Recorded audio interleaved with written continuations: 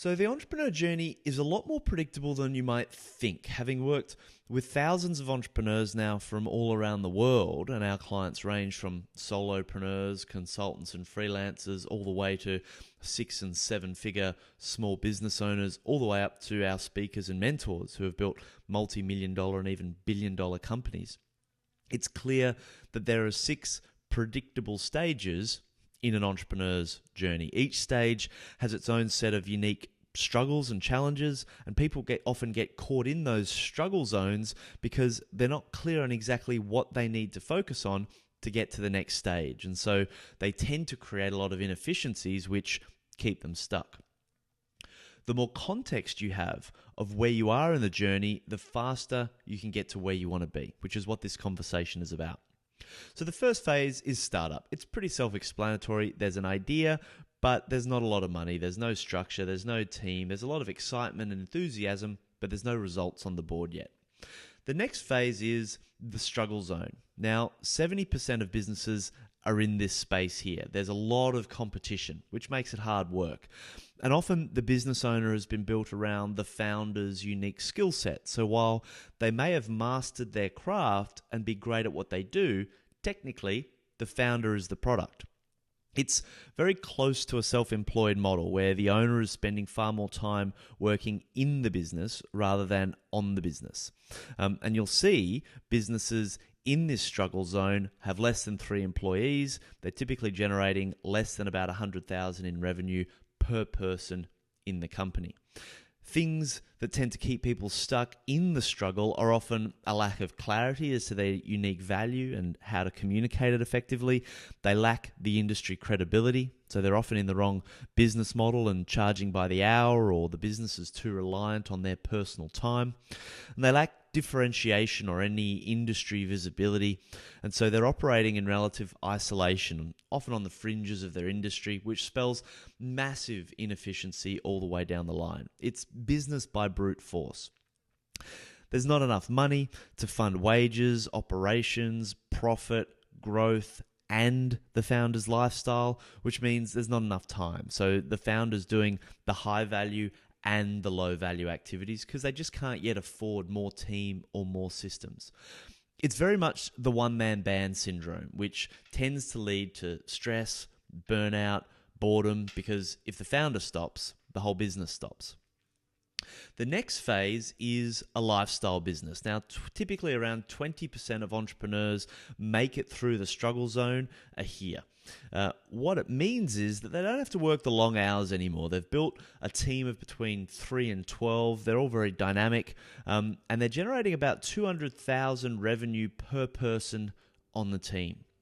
Their message is highly differentiated, so the founder is often recognized as the key person of influence in their industry. They've got strong revenues but low overheads, which means there's plenty of profit, and the founder can start taking a higher income, and the business can cover lots of expenses that it otherwise couldn't, which means the founder often, for the first time, actually has freedom of their time. They tend to be restricted a lot less by geography, and the founder can focus more on working on the business, not in it. This is a fun place to be in business. There's lots of inbound opportunities, there's lots of industry recognition, there's lots of value creation going on, and the ability to support worthy causes. A big difference between the struggle zone and a lifestyle business is lifestyle entrepreneurs tend to have all 5 of the KPI principles in place. They tend to have a great pitch. They've got a lot of industry credibility through published content. They've got scalable products that aren't reliant on their personal time. They're well differentiated. They've got strong visibility in their industry. They've got alliances and joint ventures with key players that are already established in the space. Life's good. A classic mistake, though, that a lot of these lifestyle entrepreneurs make at this point is deciding to grow even more, and they push themselves into what we call the second struggle zone, which is really all about fast growth. It's about scaling a business that's already working. About 6% of businesses are here, and it means you need to go out and hire more people, take on more debt, open up more locations, get more offices, all that kind of stuff. We call it crossing the desert. These businesses tend to be really awkward and high risk. They're overcapitalized and underfunded. They don't know whether they're a big business or a small business or a small business or a big business. They've got high revenues but really low profit, which makes them unattractive for acquisition, so there's no exit here. There's also a lot of growing pains associated with this sort of growth, and it's usually stuff that isn't in line with the strengths of the founder. So lots of HR, governance, structural issues, systems, legal, financial management.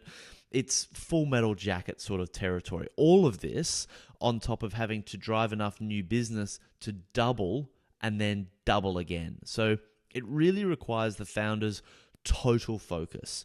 This is where a lot of people come into relationship issues, health issues, lots of stress. Many give up. For those who do make it across the desert, they end up moving into the high performance zone.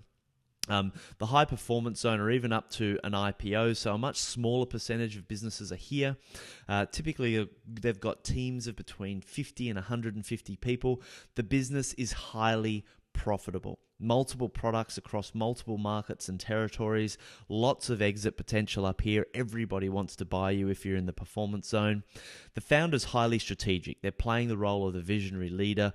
And so the reason people go through the second struggle to get to the performance zone is because it doesn't just provide a lifestyle, it provides a life-changing amount of money as well. So if you imagine that building a lifestyle business is kind of like getting to Everest Base Camp, which means anyone can really do it with a bit of training and a bit of practice. A performance business is like getting to the summit of Everest, which means you need to invest, you need a team, you need to go through the struggle of climbing all the way to the summit. So those are the predictable phases of the entrepreneur journey. But a key idea to keep coming back to is that regardless of where you are in the journey, success in any form requires the ability to influence. Therefore, anything that reduces your ability to influence will reduce your ability to succeed. So I encourage you to take the next step with us in exploring more about how to increase your ability to influence and accelerate your entrepreneur journey by registering for a one-to-one strategy session. It's a valuable process. You want to set aside about 2 hours so we can explore where you are now in that journey and where you want to be based on what you've just heard. Importantly, we'll get clear on the challenges you're facing that are slowing you down so we can really get to the underlying causes of those challenges. Then we'll suggest an action plan that you can begin to implement immediately. The 40-week program is by application, so these strategy sessions are in no way a sales pitch. However, if in that process you would like to know more about how the program works, of course, we can absolutely go there as well. While the 40-week program isn't for everyone, we do encourage everyone to get as clear as they can on what they need to do to increase their ability to influence to make the most of their own entrepreneur journey. Whatever you do, enjoy the ride.